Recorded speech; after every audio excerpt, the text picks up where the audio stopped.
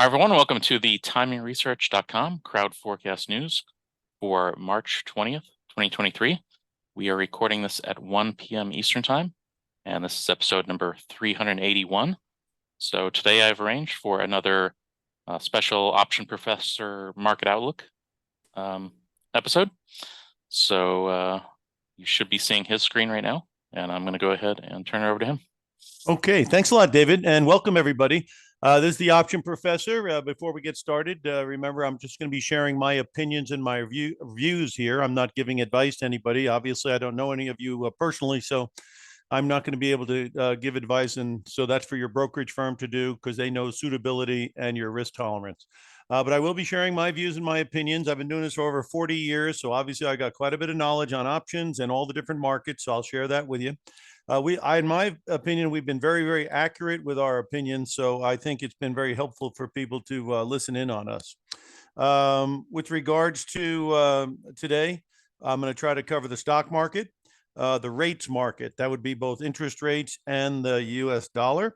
I'm going to try to cover these energy markets. I'm going to try to cover these metals markets, food and fertilizer, and finally end up with crypto. And on the stocks, I'll also be talking about the international picture, which has really been a big part of the first part of the year here. Hard to believe it's only the first quarter ending. It feels like we've had 4 quarters in 1 quarter, the way this market's been and the news has been hitting. Before we get started, just my brief opinion on the bank stuff. Obviously, I don't think the banking system is in any big trouble. I think there was a couple of issues and they're going to put it out, and they've already put them out pretty well. I think running on the banks would be pretty silly, so I don't bet on silly. And to me, it looks like a situation that is going to work out okay because it's not a systemic problem. It's pretty much identifiable to certain banks. My personal opinion and view is that bank up in Silicon Valley stinks a little bit from the standpoint of all these big venture capitalists. These are extremely wealthy people, generally speaking, and the companies are very wealthy with all kinds of cash.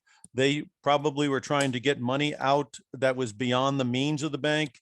So the easiest way for them to do that was to cause this little rumor about a run, get the stock to go in the toilet, and then who comes to the rescue? Other banks and the Fed. They've got plenty of money, and now these guys can go in and get their deposits out. That's the way I read it because I've been doing this for 40 years. And again, I generally am more cynical on when I see these things than the world being totally round. So I think, to be honest, that's kind of the thing going on. And then, of course, these people that have other risky assets and stuff like that, and their balance sheets stink, again, people who want to get the money out of there. The more rumors you get, the more help these banks get. The more help they get, the more money you're going to get out of them. So again, there seems to be a little bit of a situation where people who want liquidity out of their banks and can't get it are trying to obviously hopefully get a situation that causes a panic on that bank, which brings the Fed and other money in. That provides liquidity so they can get their money out. That's how I see it. At any rate, there are other problems out there in the banking system that could come to fore. But again, private equity is one of them because it's not transparent. But in private equity, you can't get your money out, generally speaking, anytime you want. So that's not going to be a run on private equity, I don't think. Second thing, last thing would be commercial real estate. Obviously, nobody's going back into those buildings at the speed that they left them. So obviously, there's some vacancy problems and some valuation problems. They're not exactly the most transparent thing in the world. So if there was another shoe to drop down the road, I would think commercial real estate might be one to keep an eye on. But at any rate, I am from the belief that these things are going to work out. As far as the Fed on Wednesday, really, it's going to be dependent on what's going on Wednesday. But, the ECB went and did 50 points. And they said to themselves, listen, you got a banking crisis at Credit Suisse. Go take care of it. We're not going to stop monetary policy because you guys have a lousy bank, which has been a lousy bank for 10 years. It's not new news. So again, will the Fed do something on Wednesday? I would imagine they should go 25 points to bring at least the Fed funds up to 475. The inflation rate is at 6%. You are still way under the inflation rate with Fed funds. And you're not going to kill inflation with that relationship, I don't think, unless there's some kind of a bank collapse and everybody just leaves the market. Second thing is the 10-year note. Nominal yield. Nominal yield's under 4%. Inflation's at 6%. It's very difficult to bring inflation down when your interest rates and your Fed funds is way under the inflation rate. So I would imagine they're going to do 25 unless obviously the markets were at 3,600 or something like that on S&P. And then, of course, all bets would be off. But I don't know that that's going to be happening because, again, some of these things are going to settle down. And this talk on TV about bank failures, when we're going to get a bank failure, it's probably not going to be on TV. It's going to be one of those things you don't hear about. At any rate, my view is looking for 25 on Wednesday. My view is the banking quote unquote crisis is limited and will be handled. And I don't think the Fed is going to ditch monetary policy over what really is, when you total up the assets in these banks, a very small part of the banking system. Okay, so that's my view. And let's see what the market's view is, which is more important. Okay, with the S&P, I'm going to review what we've been telling people so you get an idea of where my head's been and then also where I think we could be going. Okay, so we got sell signals on the S&P at 4208. You can see on this chart where we got it. And it's right there where the green line was. So that happened really right there on the day that it happened. And it hit 4208. That was the moving average. And we thought it would stop there, and it certainly has. Now, the rising average comes in at 3946. So it's very constructive now that we're back above 3946. And then again, getting back above 3966. These are important numbers, right? So if you want to be bullish, you want to keep the market above 66 and 46. And then, of course, if you take out 4,200, then you're off to the races a bit. Our feeling is that if the Fed is going to be successful with slowing demand, slowing the inflation, and slowing things down, then earnings are going to get whacked in the next 6 months. Sometime in the next 6 months, we think it could break 3,800 and come down to the purple line in some kind of a repricing. How do you reprice things? You do it very simply. The earnings on the S&P 500 is expected to be at $2.25. Say it comes in only at $2. That's a 10% drop in earnings. Is that possible? I think it's very possible. So if you have $2 of earnings and your PE ratio goes to 16, because it's much more of a normal rate in this kind of environment than the 18 it's trading at, basically you'd be at 3,200. You see that purple line? It's at around 3,000. So maybe in a few months, it jumps up towards 3,200. That is something that I think could very well happen.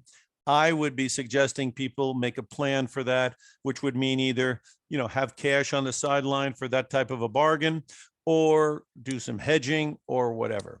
Okay. So we got the first sell signal at 4208, and we got the second one. I'm going to throw the RSI on this thing so you can see.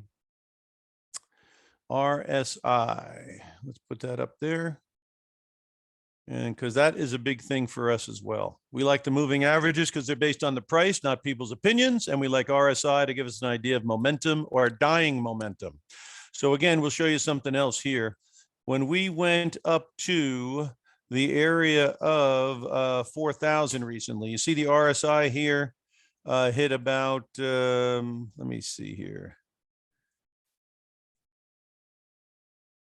Yeah, the RSI, when we had our first move up towards 4080, oh, I guess we're beyond that month now. Yeah, the time's gone by here.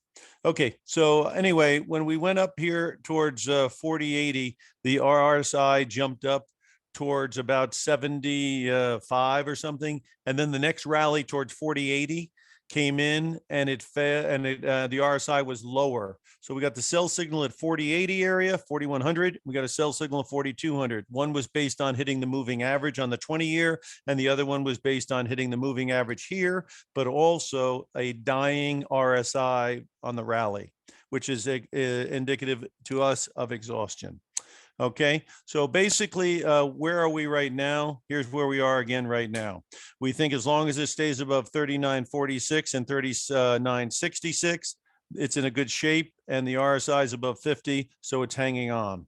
Next, we look at it at a 5-year basis. Again, all the numbers come in right there at where? Let's see. 39.56, 39.51. You see this 39.58. I mean, this is a neighborhood at 39.40, 39.60, where if it holds, we're going to be okay. If it starts breaking back underneath that, then look, you got the abyss underneath 3,800, right? So be careful of that. On the 1 year, Again, struggling to get back above it. The red line's pointing down, never a good thing. It comes in at 39.81. We're trading under 39.81, so that's not a good thing. Today's high was 40.09. You got resistance at 40.25. A couple of resistance points there. So getting above the 4,000 mark and particularly above 40.25 would be very helpful as well right now. So you got some parameters to work with. Again, 40.25, 40.50, 40.25, 40.50. On the upside, and on the downside, getting under the 39.40, 39.60 area, again, wouldn't be very good. Let's look at the 1 month if you're doing day trading, short-term trading, okay? Right now, we got the turn up here a little bit, and so a little bit of a buy signal around the 350.46 area, 346 area, and it's gotten above the purple here, which is nice. That's at 39.71. So if you want to keep it on a short leash, you certainly wouldn't like it to stay above 39.71 and see if, in fact, we can keep going. On a one-day basis, do we roll over here a little bit? Yeah, we rolled over and then we came back up. So right now it's trying to go up from the 39.66 area if you're short-term day trading. And then basically, let's see what the RSI looks like. That high point has a 58 on the RSI. This high point has 60. So there's no big divergence. Was there a divergence here? RSI was 70. Next time up, the RSI was 63. So you had a bit of a divergence. When you get a divergence, sometimes you get a what? A fade. So that wasn't such a bad signal. 39.90 down towards the purple line, 39.55. Not too shabby. And that happened today. So that was a pretty good one for today. Obviously, you've had a nice up move today and a little down move. Now we're back on the upside. We'll have to see how things pan out. Again, staying above 39.71, as we said, 39.65, 39.55. Those are key numbers, again, to stay above right now. So right now looks pretty constructive. All right, let's look at QQQ because that's where the NASDAQ is. And we did suggest to people in December that we got to switch from value into growth. And for those of you who get together with us after the show, we'll explain where you can keep track of that, whether growth or value is predominant. And in December, we switched. So the bottom line is on the QQQ, again, you got the red line pointing down. You definitely want it to stay above that one, which is 292. Big support area for 292. You don't want it starting to break underneath that. If all heck breaks loose on the downside, again, there is a downside potential towards the purple. Okay, on the upside again, getting above the blue line would be lovely, and that is coming in at 312. So I think 312, 328 obviously are big numbers. 312 would be a heck of a nice close if we ever get above that. And again, closing back under 292 would be a real no-no. All right, on the 5-year, again, it is turning up, so it is kind of looking constructive. There's your numbers there. You got some 285 support back at the 290, 293. So you can see there's clusters, and those clusters are kind of like a traffic jam that get resolved. So we'll have to see. On the RSI, 54 versus 55, so nothing big there. So again, and it is rising. So it is rising, and right now 293, 292, those are the numbers you'd want it to stay above, and certainly 280. Looking at the 1 year.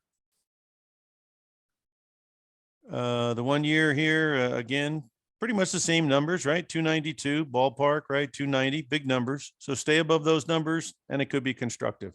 Get above 312 and you're probably going somewhere. Okay, on the 1 month here for the short-term traders, you got a nice little buy when the red line turns up at 292 and it got violated here, but notice that it has not turned down. So the violations are really more important when they actually turn it down. You see it violated here, was not turned down, rallied back up, then it rolled over. When it rolled over and got back underneath, that's when you got your better signal. So again, the direction of the red line is very important, not so much always just the violation of it. Again, you'll notice, as I notice, if the market's going to go decently up, the red line's going to go up. If the market's going to go down decently, in other words, an amount that's pretty good, you're talking about it pointing down. So right now, this thing's pointing still up, so I would not be negative on it at all until A, it probably took out 302, and B, that red line started to point down. That's on a short-term basis. On the day graph, what's it look like? Yeah, it looks like it's trying to get back on the bicycle. That's a pretty lazy red line though. So if it doesn't hold and it starts breaking under 303, that wouldn't be any good. So for short-term trading, definitely want to stay above 303, 303.80, something like that. Let's look at some of the big movers because you know that Chat GPT has got everybody excited. So let's look at some of those that have had big runs and see if you should be parking some of that money. NVDA. Let's look at some of these, see if we can help you figure those out.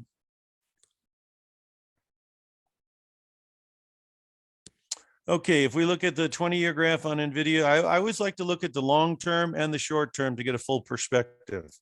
Okay, so let's just see if Fibonacci is coming into play here. The high here was 346. Let's do rough math, call it 350.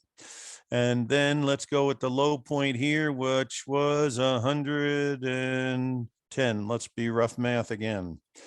Okay, so you're at 240 points. 61% of that is 146. 146 plus the 110, right? What do you get? 146 plus 110. You're at 256. You're in the neighborhood right now. So if this is just a Fibonacci bounce back, you got to be careful in this neighborhood to see if it's going to hold or not.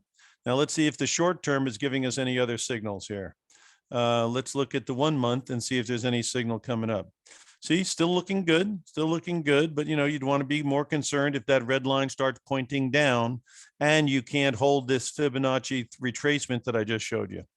Okay, on a 5-day basis, you know, the red line's a little bit dodgy, but it's still okay. It's still okay.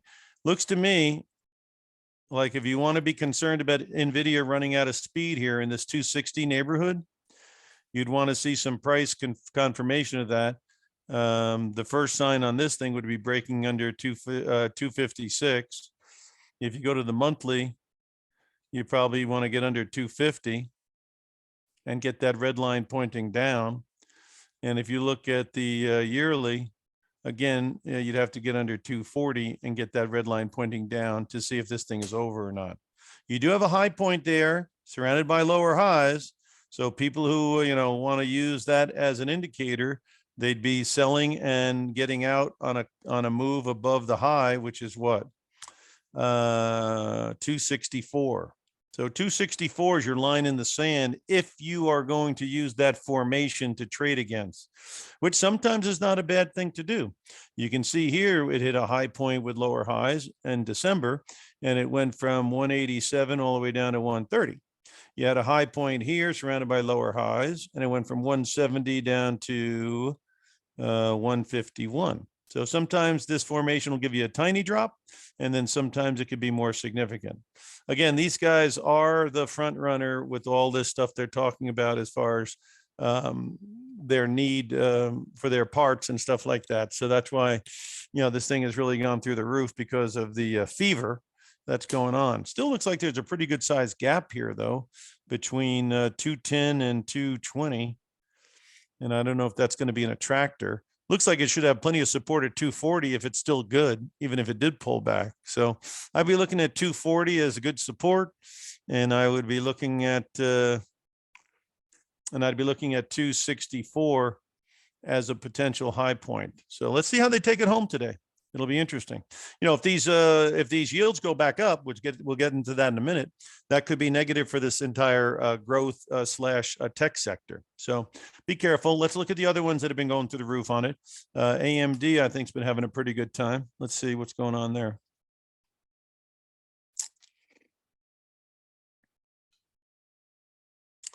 Same formation, right? You got a high surrounded by lower highs. So right now, you know, until we take out that high point, which is right now at about 97 bucks, this thing could obviously still pull back. It is a little bit farther away from the averages. So reversion to the mean would mean that you top out here at 97 and you pull back towards 85.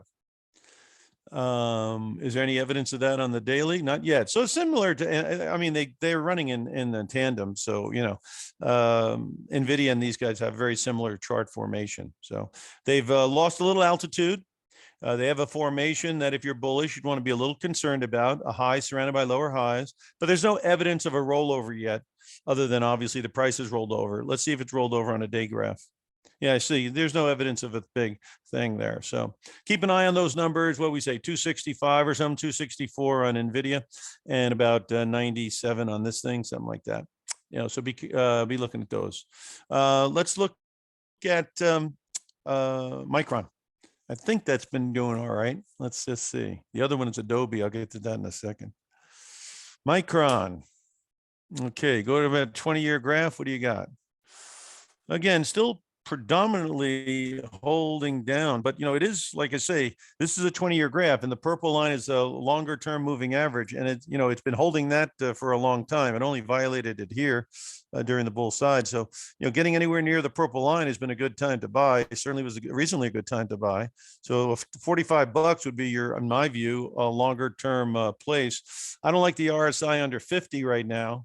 And I don't like the red line pointing down. So you got two things I don't like about it right now. The red line pointing down, so I'd love to see it above 60. And then I'd really love to see it above 65, 70. And then I think it would open the door to all those higher prices. Otherwise, if rates go back up because inflation stays high and they can't keep rates low, and they're not going to keep them low just because a couple of banks had some problems, and the banking thing is not pervasive.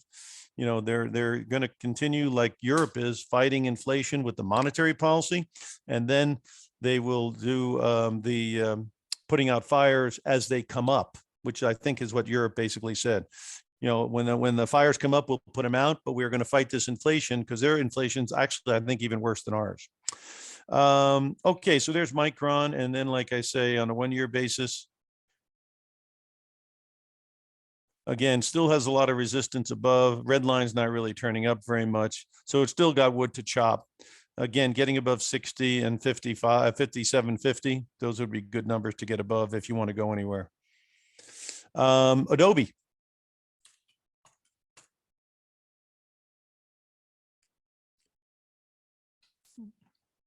And on Adobe, on a 20-year basis, let's see. Yeah, see, you want to tell you, this is why we use these averages. Was that a time to buy it right against the line? Absolutely. Now the question is this a pullback and getting ready to go? Well, let's just see if it was a Fibonacci pullback, and we can use that. The low here is 275. The high looks like 400. 400 minus 275 gives you 125 bucks, 61%. Rough math, 76. So 400 minus 76 should give you about 325. And we went down to the lows here. Oh, I'm sorry. Let's do that math again. Yeah, no, that's the math. And the low should have been 325. And where was the low? 318. So it's pretty close, pretty close. And now it's back going a little bit. The red line is still pointing down. So you certainly would like it to close above 350, about 360. Excuse me. Yeah, so keep it above 360. And it's above that now. So that's good. So keep it above 360, and that'd be helpful. Again, RSI is still under 50 in longer term. Shorter term, obviously the thing turned up and went nice on the upside. So right now 340, 350, important numbers. The blue line comes in at 355. So anywhere between 340 and 355, if it can stay above that, that would be excellent. And the RSI is at 59. Let me tell you something about RSI. It's at 59. If this thing makes new highs now, and the RSI starts getting through 60, sometimes that is a time when you'll get acceleration to the upside. So very interesting to see, because there are a few gaps here. One just got filled. The one that was had a low point of 363. It got filled here today. So that gap is filled. Looks like another little gap here up there, maybe right around the 375 area. And then you got a gap here, which is like an island gap. And that comes in at right around 387. So you got a few gaps that it might go and get. And if the RSI starts breaking through 60, it very well may pop up and fill those gaps. So, I wouldn't step in front of it right now. There's no real evidence of it doing anything but going up right this second. Let's just see here. You had high points of 63, 63. Yeah, so there's no divergence here to worry about. So again, gives you a little bit of an idea of where they could be going. And so that gives you some idea on Adobe. Okay, so again, we're still favoring growth over the value until we get a switch. The last time we got a switch was December, so it doesn't switch every day. And it's certainly been a good place to park in growth over value since December.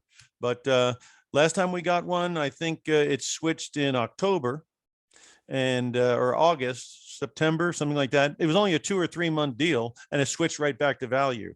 This one's going a little bit longer, but if the rates do really go up and they start hitting growth, then that could switch back to value. But that's not the case right now. If you read our newsletter, you'll be able to get an update on that. All right, so there you go. You got your tech and you got your S&P. Let's give you the small caps, which is your Russell. Small caps had a big move. The one I look at on small caps, I'll show you in a minute here. Well, we'll go to Russell first. Okay, 20-year on Russell. Again, getting this thing above 190 is a key. The red line still pointing down. So we love to see this thing get above 190. If you do get above 190, again, that may get some mojo going. And then above 200, you would be able to say that you have a legitimate breakout going on the upside. Right now, being underneath the red line, which comes in at 181, that's not good. So first step, let's get above 181 and try to get that red line pointing up. On a 5-year graph, again, you see all these resistance lines above. So here, where do they come in? 180, 182, 185. A lot of congestion between 180 and 185. Okay. And then, of course, you got some 190. So, it would be more helpful to see if we can get above those. Now, you do have a low surrounded by higher lows right now. So if you are taking a shot down here, I certainly wouldn't want the 170. What number is that? Low 170 area getting taken out. That would be not good. So something to defend down there. Will we get a reversion to the mean? Well, the mean's way up here at 185, so they could get a reversion to the mean. So let's see how things go. And the RSI is building. You had a low on RSI of 26, right? Then you made a lower low down here, and it was 36. That's a divergence. Okay, that's indicating, excuse me, 36, and then, yeah. No, there's not that much of a divergence. Scratch that. No, there's no divergence, no help there. There's a little bit here, it looked like, where we had 26, and now it's up to 36. Oh, I'm sorry. Yeah, that is a divergence. I'm sorry. It's early morning, I guess. So that's another reason why you could pop back up, and you got a definite 170 zone of support. So it may have a throwback. It may have a throwback on a monthly. Yeah, you got to keep it above this 173, and you certainly would like to get a little more strength. You got all these guys above here as resistance, but that doesn't mean we couldn't pop a little bit. And this one that I've been watching, VBK, which is the Vanguard small cap, that I like that thing to stay above 200, 210. Yeah. So I like it, this 200 to 205 area, very important. You can see that, right? 200, 2. So we wanted to stay above 200, 204. And if it can do that, maybe it can go back up again. So check that out. Had a big run, but obviously it gave up the goose once, things got a little bit dicey out there last week. So again, small caps are supposed to benefit possibly, in this environment. So keep an eye on that. All right, so there you go. And then let's go over to some of this other stuff so you can get an idea. We're going to jump over to interest rates. I'm going to try to give you a full menu of all the stuff I'm watching, because obviously after 40 years, I can watch them all pretty quickly. All right, this is the 10-year note, and we got this one nailed to the wall. I'll show you how. Okay, you see this thing here? This is called, and this is a 1-month graph. You see, this is called an island key reversal, right? This is an island because it's up there by itself. You can see even better on the 1 year, but that's pretty clear too, because this tells you where your sell signal came in. That means this told you yields would be rising. Excuse me, falling. Yields would be falling because this thing goes from 404 to 409. So if rates on the 10-year do get above 410, that means the higher interest rate regime is definitely still in force. Right now, the higher interest rate regime is not in force. But what I'm saying to myself is this: inflation's at 6%. The core inflation is rising. The Fed is at 4.5% on Fed funds. If they go up a quarter on Wednesday, they're at 4.75. That's still way underneath the inflation rate. And the 10-year note, this thing is way underneath the inflation rate. And I have some graphs that go back a long ways that says when they try to get inflation under control, the nominal yield and the real yield tend to be above the inflation rate. And we don't have that happening at all. Ergo, that's why people are saying there's a lot more work to be done. Okay. So anyway, this thing is trying to turn. Now, again, this thing was tanking because of everyone was yelling on CNN and Fox News, et cetera, bank run, your money's not safe, buy gold, buy Bitcoin, so that nonsense could what? That could peter out. And if it does peter out, that like it is now, these yields can go back up. If it doesn't peter out and it becomes a full-blown bank run and everything like that, of course, these yields could drop quite a bit, and I'll show you where they could drop. You see, they're holding on for dear life at around 335. You see, holding on for dear life. But if this thing has a big event and there's another big run into money market, then you're going to be looking at possibly 250 on this thing. And that's going to be a pretty big air pocket, right? Now, don't forget, these lines are still pointing up. So this, if the yields do drop, they may be only dropping temporarily because this is a uptrending moving average. Okay.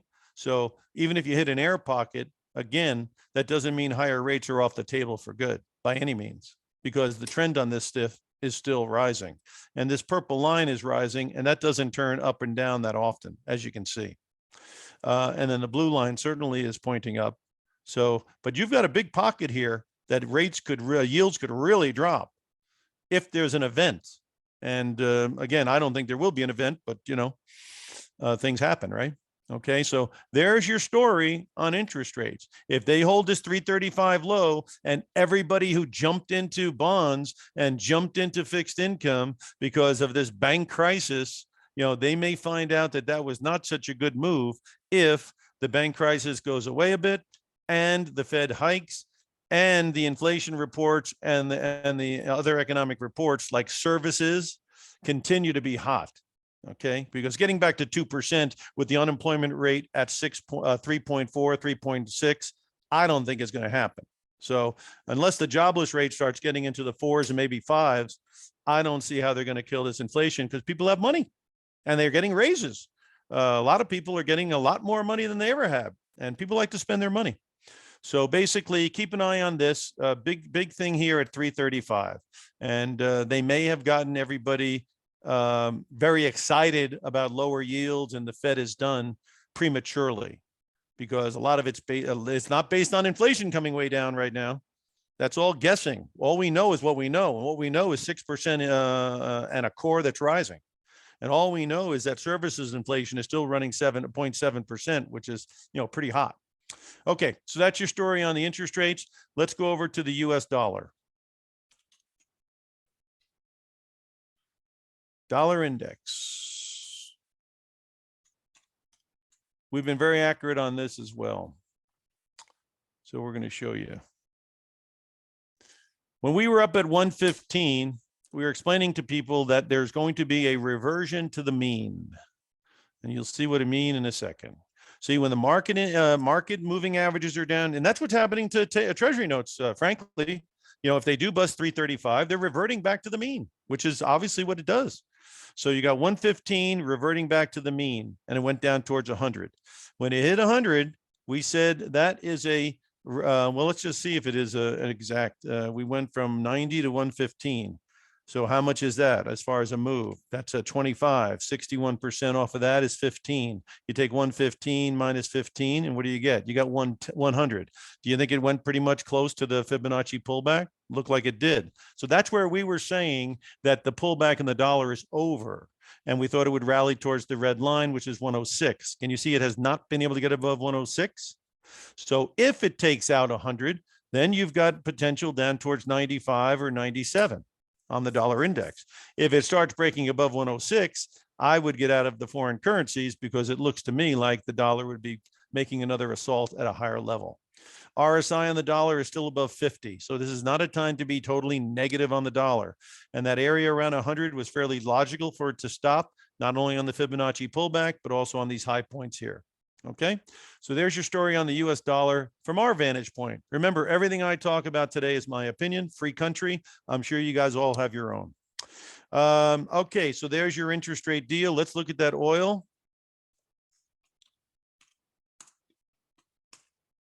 Now, crude oil is another one we've been very good on, and I'll show you why.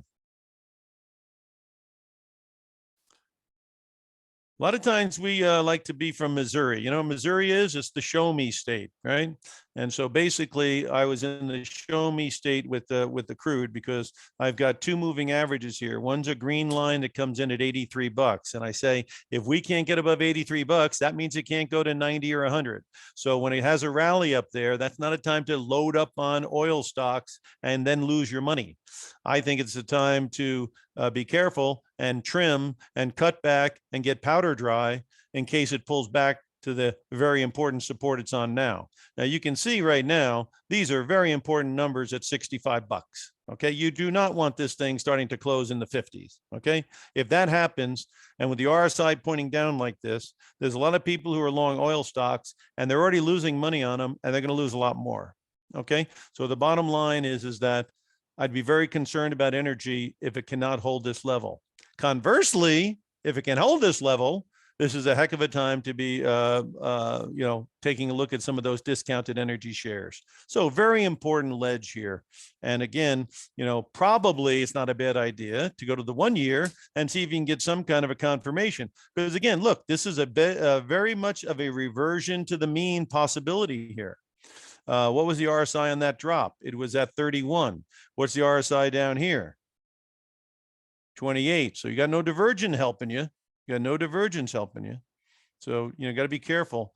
Again, the RSI is very weak down here. So again, it could be set up for a reversal, but it has to show up on the tape, right? So right now, let's see what the monthly looks like. Getting above 66 is important, but it's got to stay there. And the RSI does seem like it might have a divergence down here. There's 37 there, and this low is what? 36. Well, not much of a divergence, but it's certainly a little bit flat at least, And certainly if you want to look at a divergence, look at this low here, and that was at 33, right? And then this low here came in at 36. So there's a bit of a divergence here. That's why this thing, and it has a low surrounded by higher lows. So that's why you're getting a pop. Okay, so 64 is obviously a big number. And we know the moving averages on the longer term is right there at 66, 65. So maybe they just, as they tend to do, they go through the numbers, get the stops, and maybe they're going to turn it around here. No evidence of that of any big amount right now. But, this is an area where I would probably be waiting to see if I can get a confirmation. A close above the blue line that's rising, that comes in at 69, 69.70. So getting above 70 would be my first tip that it might be turning up. Okay, so keep an eye on crude. Natural gas, that thing was one of the great train robberies for many people, because a lot of people last year were saying by October of last year, natural gas is going to be going through the roof, blah, blah, blah. And take a look what it did do rather than going through the roof. I wouldn't call that going through the roof. I would call that collapsing. So you got a low here at 2, and that's our point. That 2 is your line in the sand. As long as it holds, there's a possibility for a throwback rally. That doesn't hold, who knows where it's going. But it does have a formation of a low surrounded by higher lows, and it's a situation where the RSI is right around 40. Again, if RSI breaks 40, then this thing could accelerate to the downside again and break through 2. So this 40 number on RSI is very important, and so is holding 2. And you can see it is a prime candidate for a reversion to the mean. If in fact you're looking at some stocks here, let's look at a natural gas stock and see if it looks any good. Okay, this is our favorite, and the reason it's our favorite is because it's been up trading since it's $5. Now it's underneath the red line, so I'd love it to be above 30 bucks, because that would open the door to all these other wonderful numbers. So getting above 30, it'd be important to me. Holding the green line, which comes in at 23 bucks, is important. And of course, holding the blue, which is at 18, is important. So right now, again, this one would be the one I'd keep an eye on. Hold the 23, which would be nice. Get above 30, which would be better. And if it does drop, looking at 18 as a support zone would be the way I'd be looking at this thing. Do you want to look at the oil stocks real quick? We'll look at the big ETFs on them.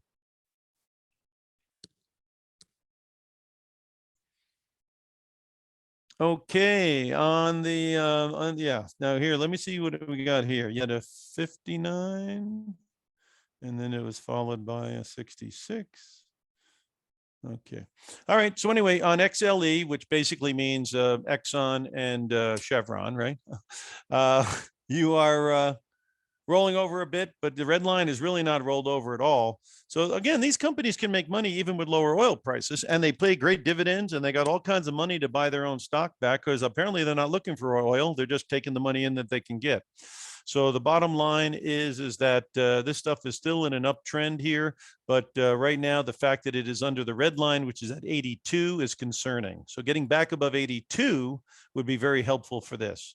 If it's not above 82, I'd be concerned that a 70 number or even a 65 number could be in our future. So be careful, get it back above 82. Let's see what it looks like on a 1-year basis.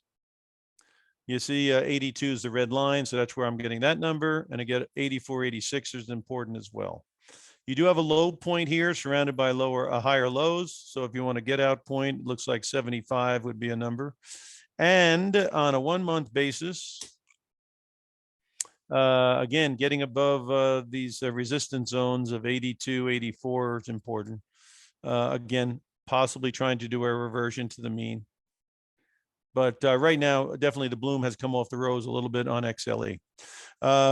XOP, which I believe are your exploratory and producers. Let's see what that looks like. Okay, on a long-term basis, well, this thing doesn't go back that far. I guess it hadn't been around that long. Let's go 5 years on it, get some better data. Okay, on a 5-year basis here, it is breaking down, but it's on the purple line. So this could be a place that it would hold. You know, this purple is very important. It's a very long-term average. So, you know, if you wanted to get bullish on this thing, you'd keep an eye on it right now. And you definitely want it to stay above 118. Again, the low recently is what? 117 and change. Excuse me, 114. So they goosed it a little bit underneath, right? Just like they did over here. They goosed it underneath a little bit, then they take it off. So again, you start closing above 118, that would be a very helpful thing for XOP. And where could you get a signal before then? Let's see. Again, reversion to the mean. We're up here at 130 to 135 on the averages. We're way the heck down here. So 114 is a pretty important low point. And then basically you got a gap there that's going to try to fill maybe. But I would like this thing to stay above 118 if I was looking at this thing. And then you got OIH, which is your services.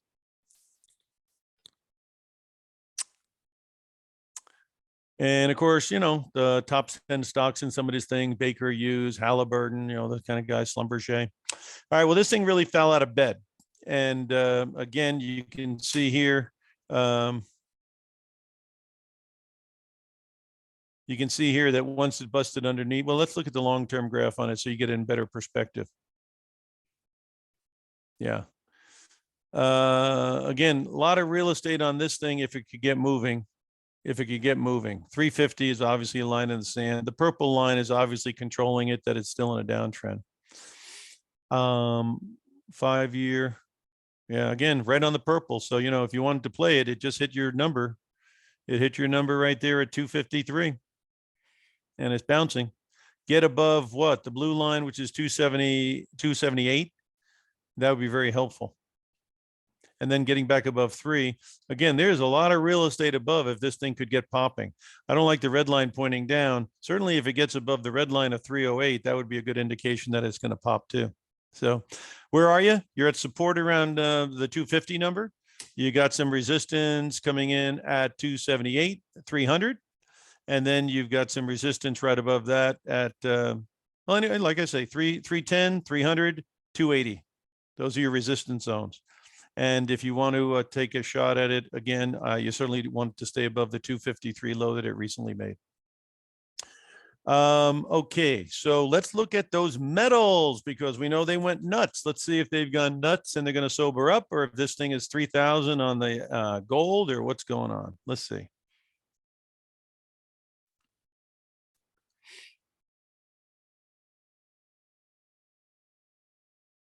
Okay, on the gold, I'll tell you exactly how we've been talking about it so you get an idea on how we feel. Okay, this was a rally up here and the rally up here in July 2020. Again, when it gets very far away from its moving averages, it tends to come back down toward it. So then we had another rally. And here we were telling people that there is a huge divergence and it's probably going to run out of gas. You see, because this rally here had an 83 RSI. You see that right in your box, 83. And this next high point had a 60. That is a huge divergence, and it is clearly telling you that this is a rally that's going to run out of steam. Did it run out of steam? Yes, it did. It ran out of $500 worth of steam. Okay. Now, again, it did hold the purple line. Now, again, recently we told people that it was going to have a pullback from the 1960 area to fill a gap. And let me see if I can get it where that gap is pretty obvious. Let me see here. Okay, well, this graph's not helping me very much. At any rate, the gap came in at about, oh, there it is right there. You see the gap right there? It's right at 1825 to 1835. So it filled that gap and it came into all these averages. So I was telling people that 1810 to 1790, can you see where I'm getting the numbers from? Let's see where I show you them now. Okay, they're all rising now, but they were 1790 and 1810. You see 1810, 1815, 1800, right? All that area is support. So obviously that would be the place to buy against support and then obviously ditch it if it breaks. So the bottom line is since that point, we had a big rally up here to what? To 2000 and how much today? 2000, 2003. Okay. We've come off as much as 30 bucks or 40 bucks off the high today. So where's the RSI now? It's back to that 60 number. What was the high point over here? 60. So that's why I was telling people this weekend that be careful on gold because it could go up or down 100 bucks, because if it goes through this 60 RSI, you could accelerate to the upside very fast, because when it gets above 60 on RSI, it can really hop. So you got to be careful of that. Conversely, again, if it can't get through 60 and the RSI is going to go back into the 50 area, then obviously a correction's in order. Let's see if we have any hint on any other graphs. Okay, here's the 1 year. And then basically you can see this looks like the Eiffel Tower here right now. So that went to a high of 2014 today. That's on the April future.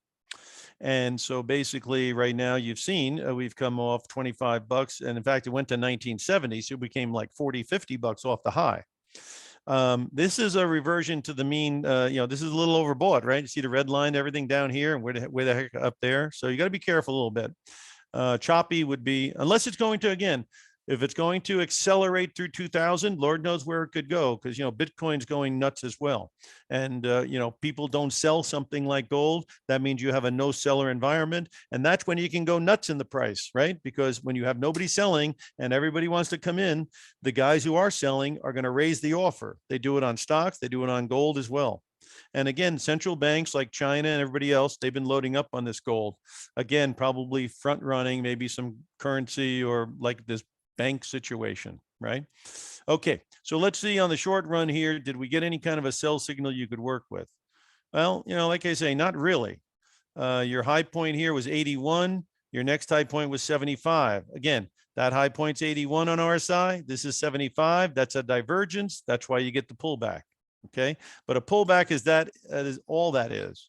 And so that's why staying under 1785 area, if you want to be thinking that gold might go down, is very important. So use that number 1985 is kind of an important number.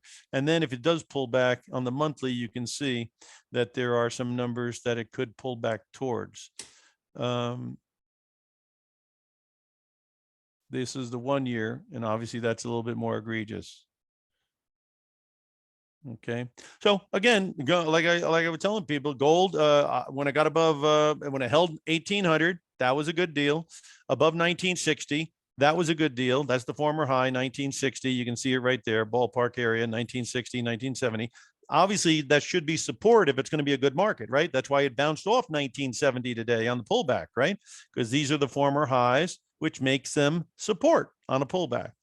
Now, again, getting above that 1985, 1990 is important, because if we start busting under 1970 now, maybe a more significant correction could be happening. So keep an eye on the gold. And I don't have time to hit the silver right now.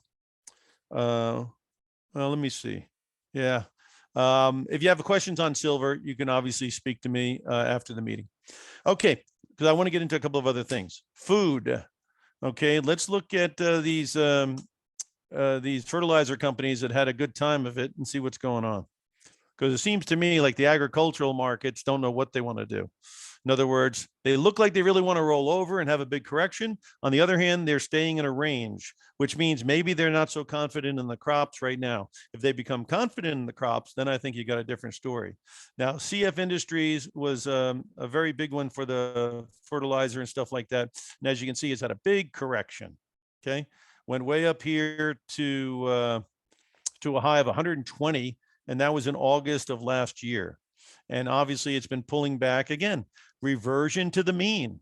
And you were at 76 on RSI here, and you were at 71. So you had a divergence on the high that told you exhaustion, and you're also way above the averages. So boom. Now it's more supportive in here. Let's see if there's anything that would tell us that it might be turning back up, because it's had a big correction. Okay, getting back above purple would be the key for me. So again, and you got a gap there, so it might make a run at it.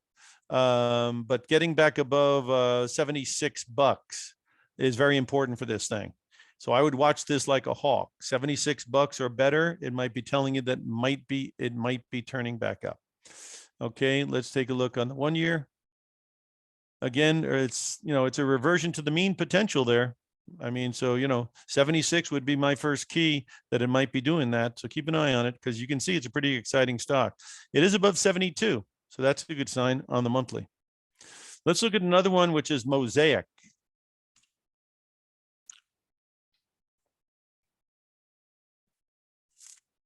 And Mosaic is another one that was way up and came back down. So let's take a look and see what that looks like.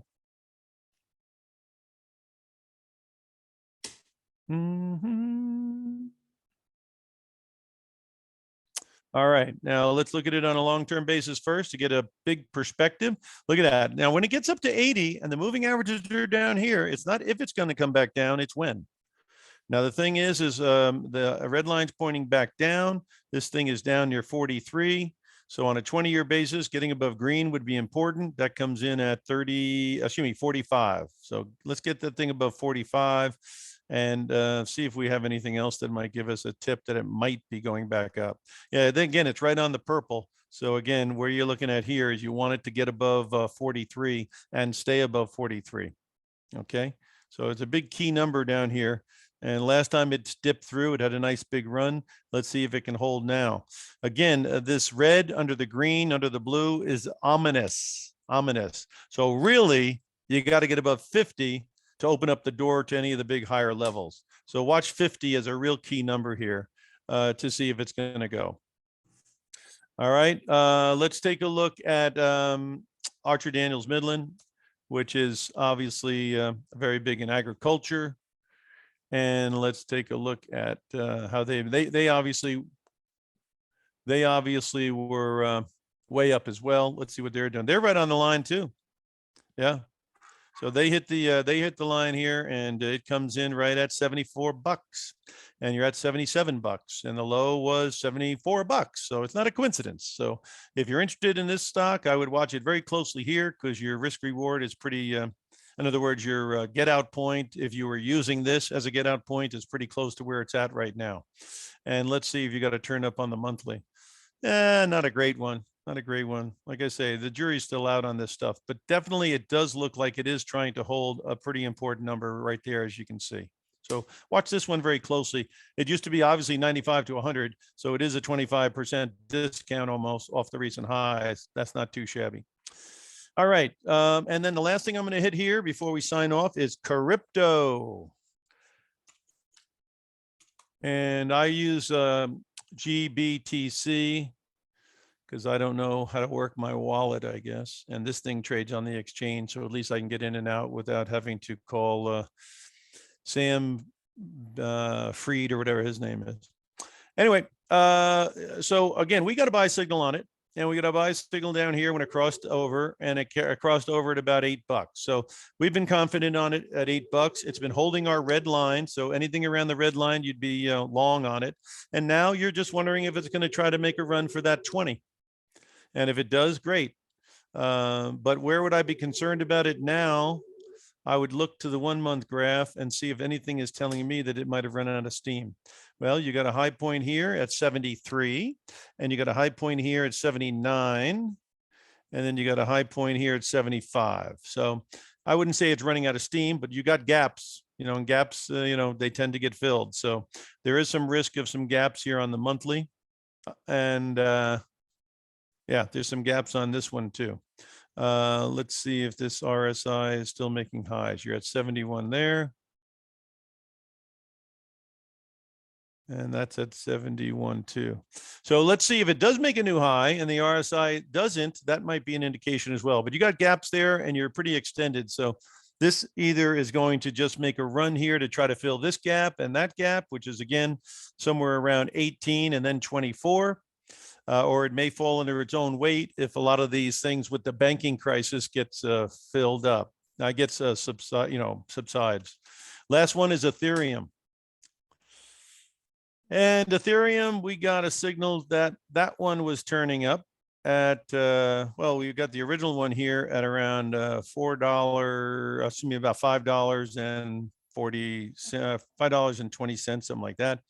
Then it came back underneath. Now it got back above it. So right now we'd want this thing to stay above the 750 neighborhood, right? And it's at 8 and it's having trouble with the purple line. So realistically, let's close this thing above 830, 850.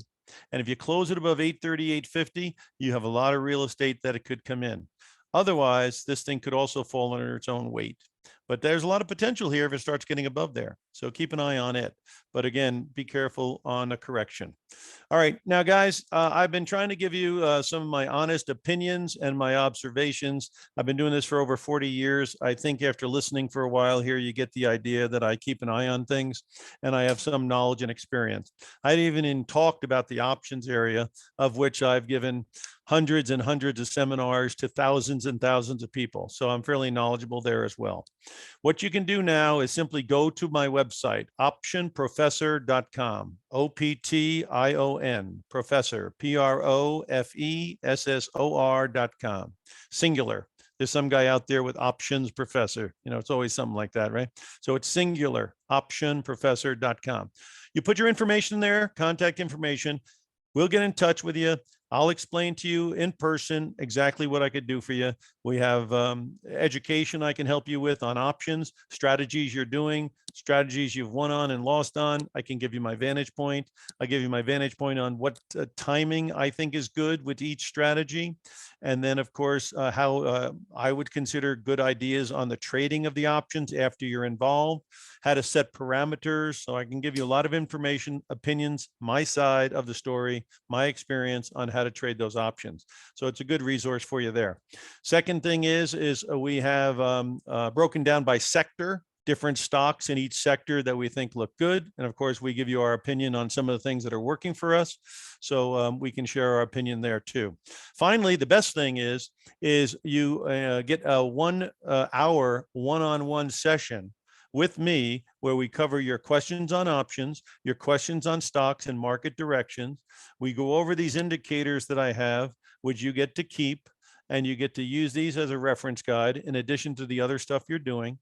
We don't charge you every single month. We don't charge you every single year. We do it on an hourly basis. So it's very smart and it's very targeted and it's very fair. And that's a whole lot different than most of the stuff's out there, because I've been in this thing a long time. I know what's out there.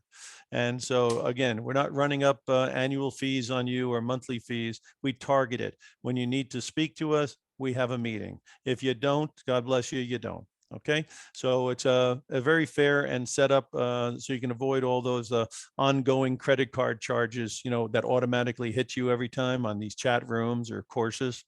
So again, optionprofessor.com, and put your information in. We'll come around and check with you. Obviously, whether you're into the stock market or interest rates or the gold, or you want to talk about global markets, which I didn't get a chance to get into, China, Europe, Latin America, Mexico has been doing great. So lots to learn and very reasonable setup. So just find out how it works. You should check it out. A lot of people who've come to these things, they should have already checked it out. And we'll give you our best shot on what we have for information. Okay, so this is the Option Professor signing off. I want to thank everybody for being here today. And again, I definitely look forward to speaking to you. There's no cost or obligation. So again, I think it's crazy not to check it out. And once you find out, what it costs to get involved, you'll probably fall out of your chair compared to what you've been charged in the past. So this is a really fair, really smart way of doing it, in my view. And I think you'll find it the same way. So thanks a lot, guys. Optionprofessor.com, and we'll be talking soon. Signing off. Have a good day.